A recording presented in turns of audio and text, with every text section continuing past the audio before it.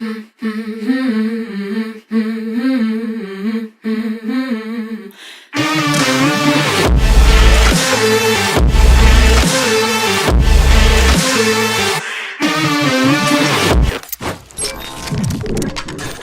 and welcome to Board Game Bonkers MTC. This is a free links review where today we're going to be taking a look at 3 different board games that use dice as people. Today we're going to take a look at UCAN Airways, where we'll be taking passengers and a plane from one place to another across the water. Next we'll take a look at Fantastic Factories, where we will be building buildings and acquiring points in different ways. And finally we'll take a look at Dice Hospital, where we'll be using dice as patients are trying to cure patients as quickly and efficiently as we can.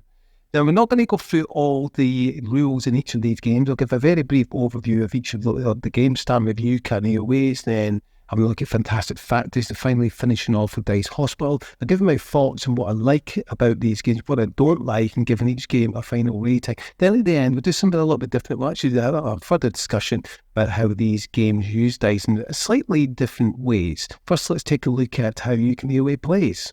In UCAN Airways, players at the start of each round will be rolling these dice. That's your passengers.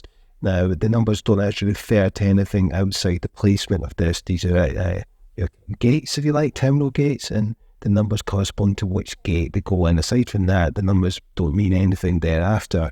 You have a turn order track up here. Turn order is determined where you place your piece later on. So there's place my piece here, and this red player goes here, and turn order go from top to bottom. So red would then go next in the turn order. So rounds are placed over 6 days.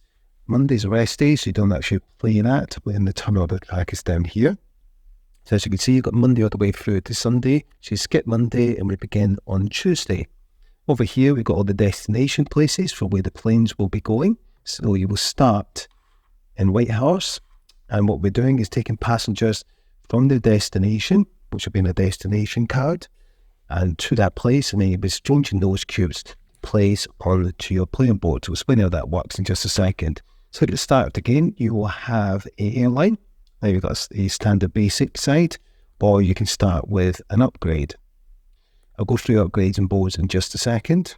So what will happen is you have cards in your hand, and you'll be trying to get passengers to that particular destination, which is on the board here, and you're paying fuel to get to that destination. So what will happen, players will have a look on the left here, and they'll see which ones, such actions they want to take. So for example, each terminal gate has an action on the right here. Number 1 spot doesn't have an action. So let's quickly go through some of these actions in the terminal gates. First spot, you get no action. Remember, these are also optional. Like terminal gate 2, you can draw 1 ticket and place it in your hand. So it gives you the destination ticket. It's really handy. This gate number 3 here, so you can board the dice of 2 different colours from this particular gate. So I could board these 2 dice. That's really handy. This gate here, so you can make 1 gate movement without paying its cost and advance your fuel by 1. So for example, I could move this to here, which means I could then take these 2 that I have the same car. This one here gives 2 fuel. This one here lets you upgrade or put a switch on. Now that action is optional. You don't have to take it. What you'll be trying to do is trying to get dice of the same colour onto your destination card. Now, passengers can only go into a destination card or matching 1 unless you have an upgrade, which we'll discuss later. So for example, I could then place my piece here, and I could take the dice the same colour, any number, and I can take that. And what will happen is I'll be placing that onto my plane. As you can see, a maximum 4 passengers it can take. And then I'll be playing cards to take the passengers to that destination. If you haven't taken to any destinations, then you lose the passengers. So I'd look at my cards here, and I'm going to try and get them to different destinations. So for example, I look at my hand, and I'm going to just say I want to go to Destruction Bay. And I look here, we've got 2 red cubes. I haven't got another Destruction Bay. However, what I can do is I can discard 3 cards that will act as any destination. And I'm also going to play my Destruction Bay. So I'm going to play these 2. They'll both act as Destruction Bay.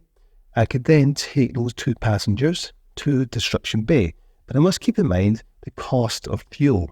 So on our player board, which I'll go through in a bit more detail later, we have a fuel gauge.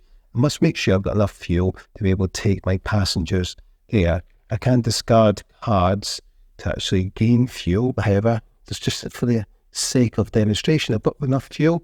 I'll calculate it here. It's going to cost me 2 fuel, which will adjust on my board.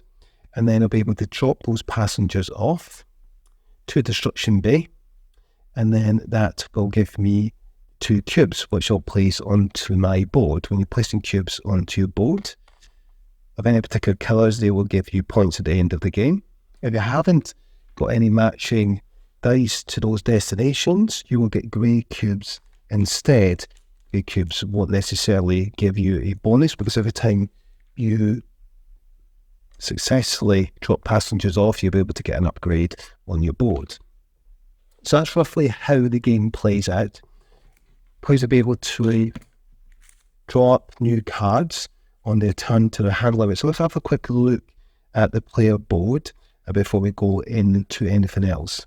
So on your player board, as you can see, you have 3 upgrades while the cubes fall down. So you have your fuel gauge here. You have these are your upgrades. We have additional fuel you can acquire. You'll always gain that extra fuel each round. You have a bit of exchange rate here. So, for example, you can exchange 1 card for 1 fuel. Have a look at the top here. You can see that we have bonuses. And with these bonuses, you can discard cards of the same type of icons. So, for example, some cards have the same icon. So it's telling you, you discard cards of the same icon. For example, if I had 3 fuel cards, I could discard those 3 fuel cards to gain 2 fuel. And what that board does is it gives you a better rate. For example, I could discard 2 to give me 2, 4 to give me 4 fuel. So it's a much better exchange rate. Then here increases your hand size limit, so the hand size that you can have. This increases the number of cards you can draw each turn. So you'll be drawing destination cards at the start of every round. And you have the Christmas bonus here. This Christmas bonus gives you points at the end of the game, money's worth points. Then here with additional upgrades, these keep falling off because they're quite flimsy. These are switches, and what you'll be doing is switching them on, and they give you different upgrades. I'm not going to go through all of them, but they give you different types of bonuses. And here's where you keep track of your destinations and where you're taking your passengers, where you, as was seen earlier, you place your cubes on there, and once you've taken to certain different destinations, they'll give you points at the end of the game. And that's roughly how you play. At the bottom here, we also have bonus cards. So there's always 3 laid out in the game. And for example, if you meet the requirement, so thinking about these objectives, for example, this says if you successfully deliver passengers of that colour to these 2 destinations, you'll be able to get an upgrade. There's around, I think there's 6, there might be 12 actually in the game in total, so you'll have 3 out at any one time. This one gives you $2 if you manage to max out your fuel to number 7. This one here gives you additional fuel for any blue passengers that you successfully take to their destination. And once everyone's the rounds are finished, people tally up the amount of money they've gotten. Whoever's got the most money is the winner. And there you have it, UCAN Airways. Now, well, I'm going to talk about what I like about the game first. There's a few things I like about the game. And first of all, just before we start, I just want to say I really, really enjoyed this game. There's a lot I like about it. Now, the first thing is the light strategic decisions and those bonus objective cards you have at the bottom of the board. I like how the decision space that you have isn't overly filling in terms of too brain burning, but it's enough to get a grip and to actually get those cogs moving.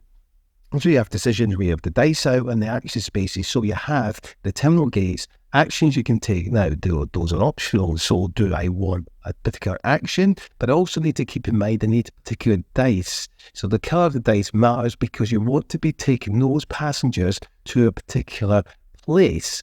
So you're looking at the cards you've got in your hand, you're deciding, right, okay, I need to take passengers to this place because there are 2 green cubes. I can see there's 2 dice here, but I don't need that action. So perhaps what's more important is taking the passengers rather than the action. So it's really interesting to having that decision space where actually isn't too overfilling, because you also have to take into account the fuel you're going to be using. So I need to calculate how much fuel. Now, what I didn't mention in the overview was any passengers you're taking put your plane, you have 4 slots. Any that haven't been taken up, you get to use and bag that fuel. For example, you've got 4 slots, you only use 2 of those slots. The other 2 can be used for 2 fuel.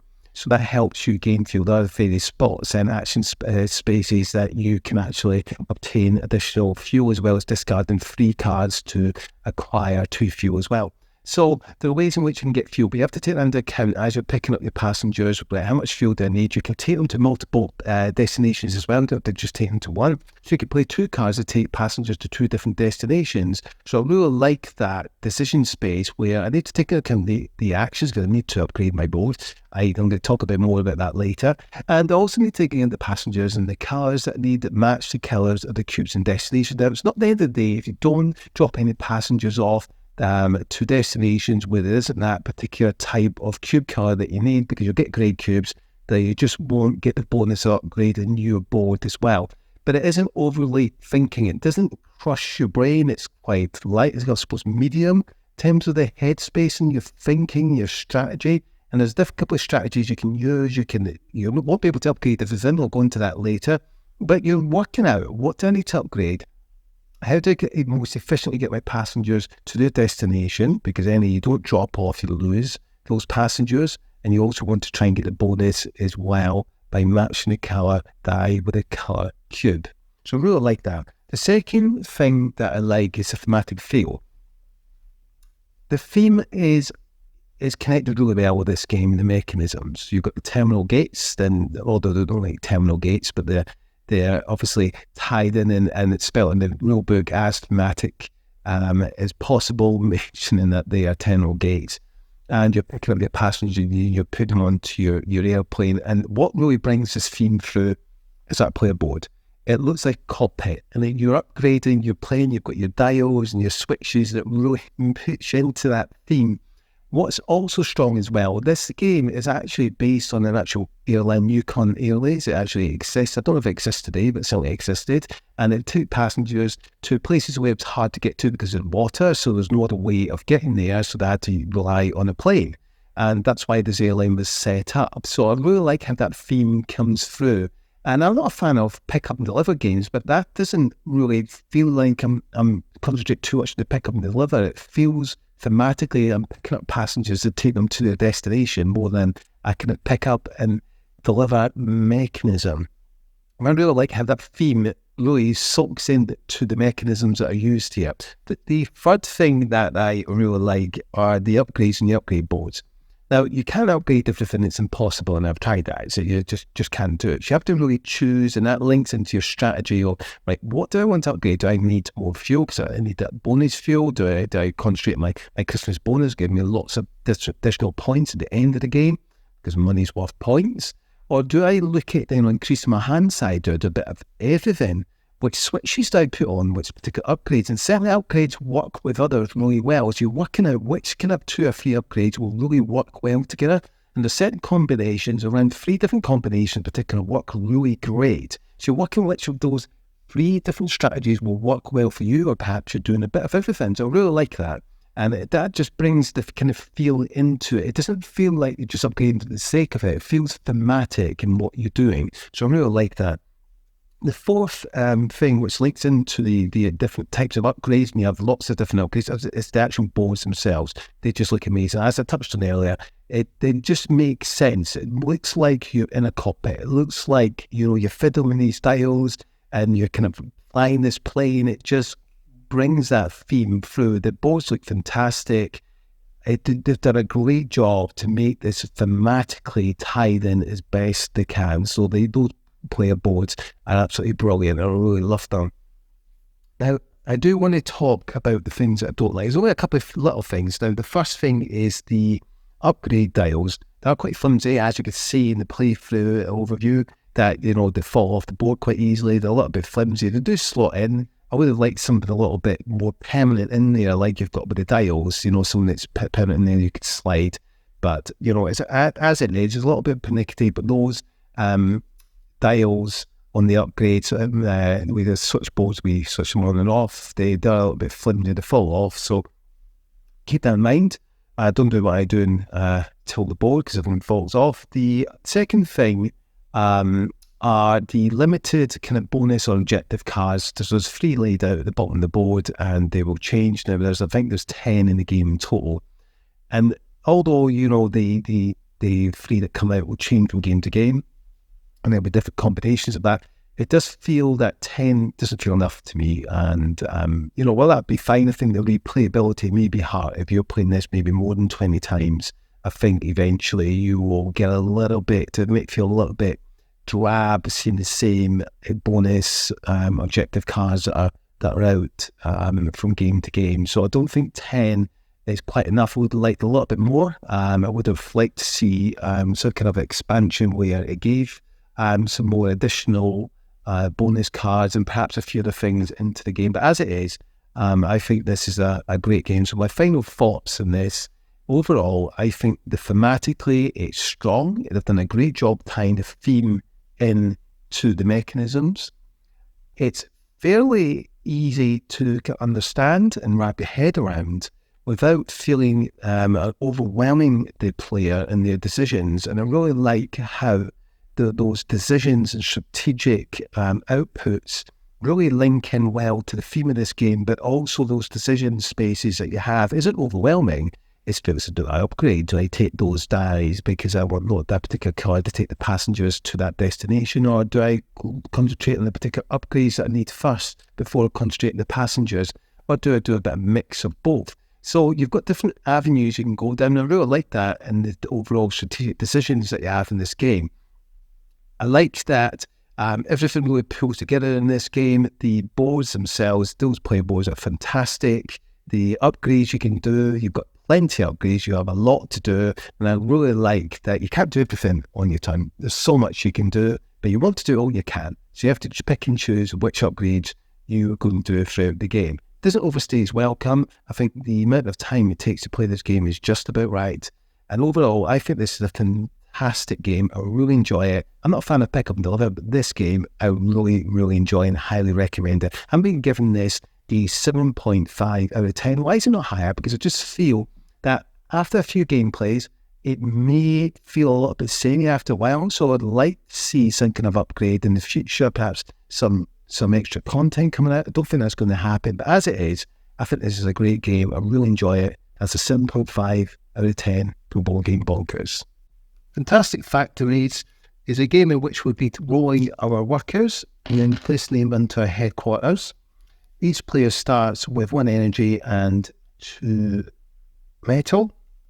Players will have some cards in the hand. This is an example. What we'll be doing at the start of a turn, we'll be selecting one of the cards, either a blueprint from the bottom row with 3 charge. However, when you build any of these buildings, it will cost you. I'll explain that in just a second. Or you can choose and collect one of the contractors. To collect one of the contracts, you must discard a card in your hand that matches one of the symbols at the top. So, for example, if I look here, if I want to acquire the engineer, I need to discard this card. Top left is an icon. I would discard it, then I'd collect the engineer and pay the cost. Where some cards require a cost, some don't. For example, the miner has no cost, and you would gain the benefit immediately, which is down the bottom here. So, for example, this is an engineer. It cost me 4 energy. I would need 4 energy. I don't have that at the moment, and it will give me a bonus. In which case, I can draw and reveal a blueprint card, immediately build it for free. That's really powerful. However, it will cost me 4 energy. So that's how that works. You'll notice that some cards will require dice placements, so we'll explain that in just a second. So on my turn, I may acquire one of those cards, discard one in the example I gave you, or I can just take one of the blueprint cards and place it into my hand. For example, just take that and place it into my hand, and then I would then go ahead and roll my dice. So I'll roll my dice. And then this is where it gets fun. I can then place my dice in my headquarters. So we've got research, we've got generate, and we've got mine. So generate is going to give you energy, and mine is going to give you metal. So the way this works is you can place any die number on research. For example, I could place a 3 and I'll get 1 blueprint card from the top of the pile here. Or I could generate some energies. Energy is done by the number on the die. So for example, I'd place this, get 5 plus 3, and that would give me the amount of energy indicated on the die. Whenever you place die of the same value, that'll give you additional bonuses, which I'll explain in just a second. In mining, so to get some metal, I can only place a 4, 5, or 6. So for example, I could do that. But regardless of the number in the die, it'll only give me generating one of that particular type of good. So for example, a 6 will still only give me one metal. If I place another 3, it'll still just generate an additional metal. When you're generating energy, you have to put the indicated die number there. So 1, 2, or 3, for example. So once you've done that, you would then obviously collect those goods immediately, which will then obviously give you the requirement to purchase more cards going forward. Whenever you build a card, so that's the next thing, is building the building, you will look at the card icon in the top left, you look at the indicated goods that are required, and you would spend those goods to build that card, and you must also discard a card of the same type. So for example, if the symbols match, I would choose one to discard that's permanently out of the game, and I'll be able to build this, pay the indicated cost, and I place it in front of me. When that's placed in front of me, I can then on my turn activate that. So as you can see, require the use of dice. So for example, if I put 3 of the same dice in this, that'll give me 2 goods, which is here. Goods are reward points, remember? And it also give me an additional die. There's more dice in the game that you can acquire over the period of the gameplay. And I can set that to any value. So if I have to roll out, just take an additional die, I can use it as I see fit. And again, I can place it wherever I want, on the headquarters or any cards that are laid out. A very quick example of what it might look like as an actions on your turn. So once you've rolled the die and you've got some cards built here, some buildings, you'll be able to place dice in some buildings, of course, and trigger the abilities indicated in the bond. So this is an example where I've placed a 4 on here, and then obviously I use a 4 die, which will be 2 energy, which I've done, and discard the 2 energy, and that will give me a additional good and a metal. This one here, 3 of the same type, so 3 2s, for example, will give me 2 goods and an additional die. I also take from supply, and you set that to any number to be able to use anywhere, which can also be on the headquarters or on another card. This one here, you place values increasing by 1, and what that will then do is that will give you 2 goods. Goods are worth points, remember? And let me just clearly explain the additional resources you can get. So if you place 2 dice in your headquarters of the same value, you'll get an additional extra resource wherever that's placed. And likewise, 3 of same type of dice value, then you'll get 2 extras. So for example, if I place 2 3s here, then that will give me 1 extra card to draw. If I just place a number 3 additional there, then I'll get 3 plus an extra 2, so it could be 5 cards. And the box is that the same way for generating energy or metal. It'll give you additional resources, really handy. And that's essentially how you play the game. We'll be doing this back and forth. It's quite solitaire, so you're not really dealing or interacting with other players aside from the cards that are purchased down here. Obviously, when the cards are taken, you then replenish them with new cards. If there's any cards you don't like, you can actually discard an energy token, and you can wipe the whole row and replace them with 4 new cards.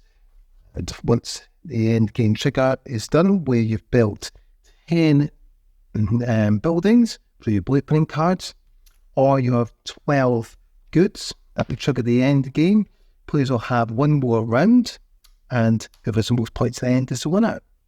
I also want to just quickly show you a little bit, which is really handy. So I've got a quick reference guide here to play certain market services. Handy. Common mistakes, really like that. And it gives you some tips and strategies. And it also explains what all the cards do. So it's really handy indeed. I love the insert. The insert, it's very great. It's really good quality. It's actually, usually insert's quite flimsy. This is tough, really well made. As you can see, everything packs in nice and neat in here. So brilliant insert indeed. So there we have it. That was Fantastic Factories.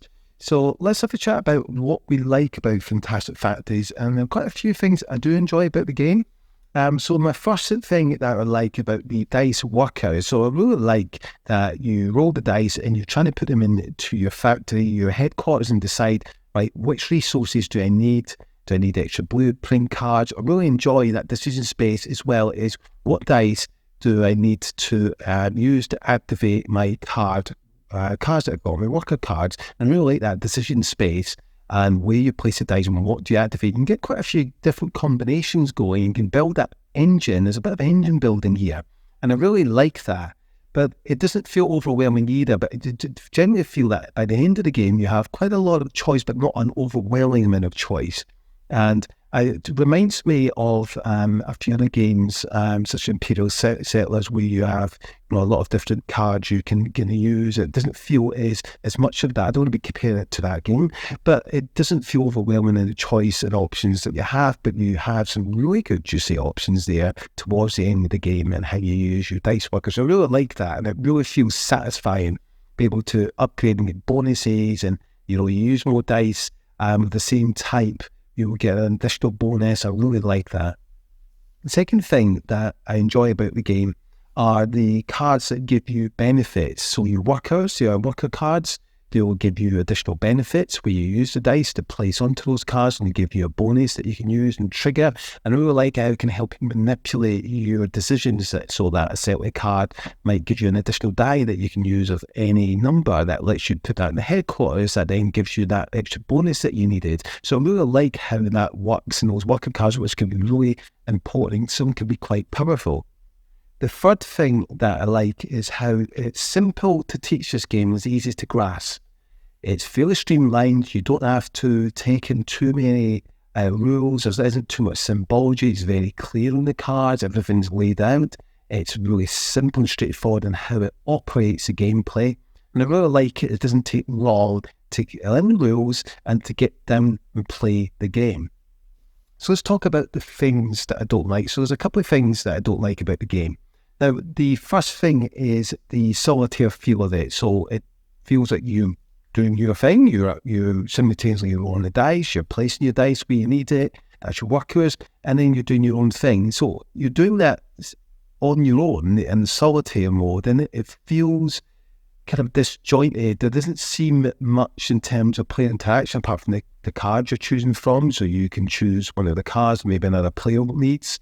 But apart from that, you're kind of working on your own, and it feels quite solitaire. So some people might not like that. Some people may prefer more player interaction. You won't get that with this game.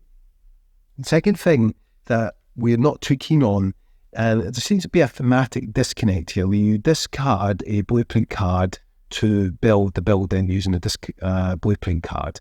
It doesn't make any thematic sense why I'm discarding a blueprint to build a building using a blueprint. It makes no sense whatsoever, and that just to us felt a disconnect from the theme, and it kind of took away from that enjoyment. Now I kind of understand why they're doing that, because you don't want you to have too many cards in your hand, so you have no card limit.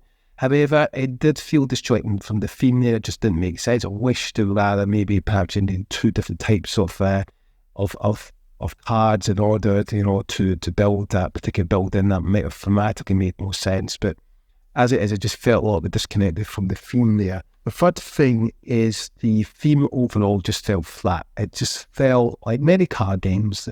There tends not to be much of a theme here. And although there is a theme of I've got my workers, I'm getting resources and getting those resources to build buildings, that makes all thematic sense. Aside from that, there isn't much theme there. It isn't strong. It's barely there. And it just felt a little bit flat. It just didn't feel like it was shining through as much as I would have liked. But overall, I'm going to be giving this game a 6 out of 10. It's a fine game. It's simple to play. It's easy to teach. It's easy to get on the table. It's streamlined. It's really fun with those dice placements and the way you place those workers, how you use your headquarters, the bonus you get. That's all super fun. I really enjoy that. But aside from that, the game just feels flat to me. It's not a game that sings to me. So I'm going to be giving this a 6 out of 10 from Board Game Bonkers. Toast was played over 8 rounds. There's a round tracker here, and you also have a score tracker as well. So each player will have, I'll use as their score tracker. you have ambulances set out. You have one more than the number of players, so 2 players set up, we'll have 3 ambulances. Each player will start with an administration card. This will give you additional bonus. This, for example, if you heal 3 patients of different colours, so a red, a red, a yellow, and a green, you'll get an additional bonus point. Each player starts with 3 dice. Doesn't matter what colours, you take them from the bag, and you place them in a ward. Any ward does not matter, and you place them in corresponding order from 3, 4, and 5. At this point, it does not matter which dice is which numbers, as long as you go in order from 3, 4, 5. You then 3 nurses that go into your nurses station. What you're doing is trying to heal your patients. 5 and 6 are considered the healthiest patients you can get, and 1 is considered near death. You also have blood bags, which you get. So if you take hospital ambulance 1, that's considered the worst dice because they're lower value.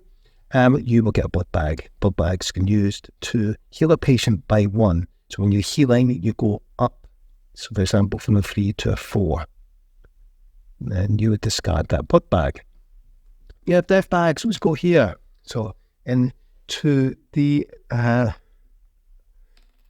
Morton, so Mudsley, so they will go there. If you cannot heal a patient who dies, it goes below 1. This is the first player tokens. What you'll do is you will roll in the number of dice to the number of slots you have available in the ambulances. So in player order, the first player can take ambulance 1, so they can only choose from the next available ambulances. They will take those patients, place them in the ward. It does not matter where. If you do not have a space, you automatically have to discard one of your patients, which unfortunately will become death. And you will then place your patients up here. What you'll be trying to do is to get your nurses and to place them in different spaces. Now, before you do that, and before we roll the dice, you can upgrade and choose either a card or an upgrade. So upgrade tiles, just simply go here, and it doesn't matter where they're placed, and they make your hospital better, or you can take an additional card. So these give you benefits. So for example, if I was to take this, you take the corresponding piece, and you place it in front of you. And what that will do is it will go into your nurse's station at the start of the round, and that can be placed. Now, obviously, certain spots have certain types of nurses that can go there. For example, red goes in red, or white can be placed anywhere. And the grey ones, any coloured nurse can go to that spot. So, for example, I could take my nurses and I could go here and I could heal a green, for example, by 1. So I'd increase that by 1. And then place it down in the slot below to show that that's been healed. Any patients that are not healed will stay where they are at the end of the round, and they will increase by 1. For example, I'd increase these patients, if I didn't heal them, by 1, putting these ones. This one here, there's a good one, so it's you 3 green dice of the same type, it'll actually heal them by 1. This one here heals a red, this heals a green, let's just see an example. This heals a 5 or a 6, this heals a 1 or a 2, these are any colour die. This one here heals a 3 or a 4, so for example, I go here, I could heal one that's a 3 or a 4. Let's just say it was this, I could heal that and then place it down here.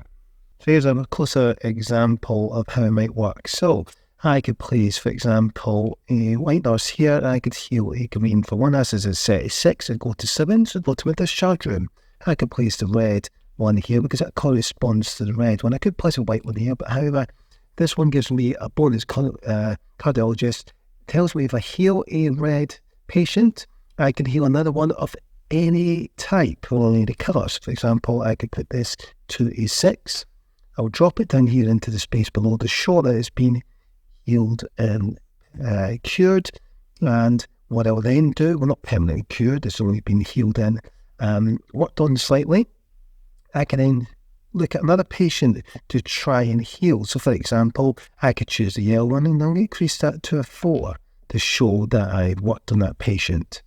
This nurse could go here and I could heal a 5 or a 6 of any colours. For example, I could, there's no 5 or 6s left, so I can't do that, except I'm going to go here and go and heal a number 3 or a 4. So for example, I've got a 4 here. I could take this and then heal that up to a 5. I could take this nurse and I could go here because I've got yellow of any value and I could heal that for 6. Now, once we've done that, any patients are not healed, we will decrease them. That's quite bad. Any that have been worked on, we will not decrease them. They will stay where they are. and then the round will reset that and they go back up. This one gets removed. All nurses go back to the nurses station, and then we win the next round by either acquiring an upgrade tile or a new specialist. The points tracker is here, keeping track of the scoring. And that is essentially how you play the game. There are event cards that you can use, but you don't actually play with these, and they just change up the game a little bit. So as you can see, they give you different outcomes. So our final game, as you can see, was Dice Hospital. So let's talk about the things I like in Dice Hospital. There are a few things I do enjoy about this game. Well, the first thing is the regular upgrades and specialist cards you can acquire each round. So you're always getting something good and worthwhile on your turn at the beginning of the round. So you can choose an upgrade tile for your hospital, or you can acquire a specialist. Extra specialists let you do more things. You can cure more patients. I really like that, where you always get something good at the start of the round. It's great, and it's free, so you're not paying for it. And I really like that you don't have to worry about resources to build a new building or anything like that. So I really enjoy that. The second thing is it's much easier to grasp than you first think. So you look at it as a lot of dice, and how do it might feel too puzzly. It doesn't. The grasp is correct in terms of the level. It's midway, and it feels like you can grasp the thing quite easily. The rules are easy to understand. The symbology, well, there's quite a lot. It's quite straightforward once you get a hang of it, and it all starts to make sense. So I think they've done a great job here to not overwhelm the players with too much information, and they've streamlined it quite well, and it just clicks along nicely. The third thing that I like, it feels like you're achieving results all the time. So it feels like I'm curing patient. Well, you might not cure a patient every single round. Most rounds you will cure a patient completely.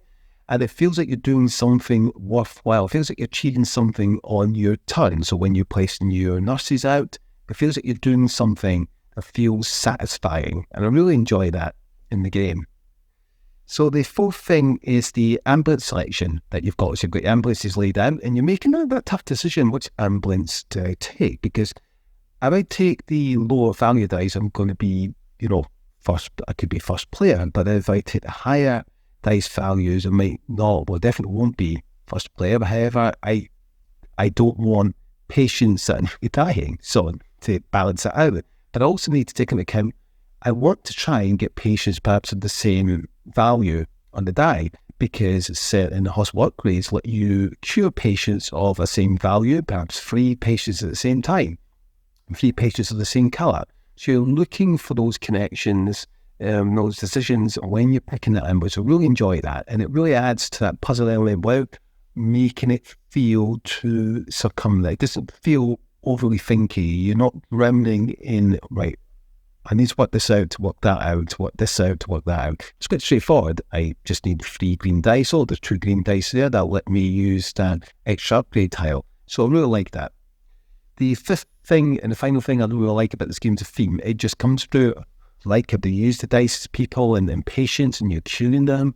I really enjoy that. It just comes through, and everything just makes thematic sense, although there is one thing it may not quite make thematic sense, and we'll come on to our dislikes in a second. So I really like how that theme shines through, and how the one thing it could have been made slightly better though, the body bags. They're just little tokens. Perhaps it could have made them properly into body bags, but hey, that's been nitpicking. So let's go into the things I dislike about the game. Really one, and that's on the disconnect with the theme. So it feels a little bit, although the theme's great, I love it.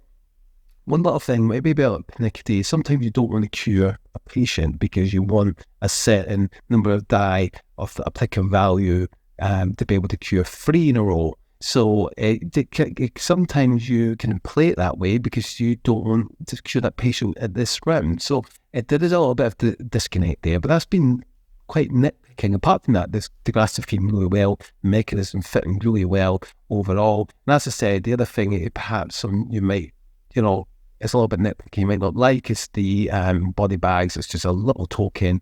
It just looks a little bit dull. They could have made more of an effort there. But aside from that, fantastic. I really like this game. I'm giving this a 7 out of 10. It's a solid game.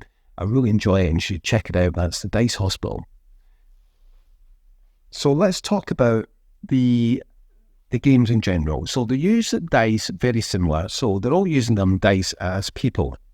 Now, in Yukon Airways, you're obviously using the dice for the colours primarily. That's the important part. Whereas with Fantastic Factories and the Dice Hospital, the value of the dice is important, especially with Dice Hospital, because that acts as a patient. So the low value dice are the worst you can get, and the higher value dice are the better ones you can get.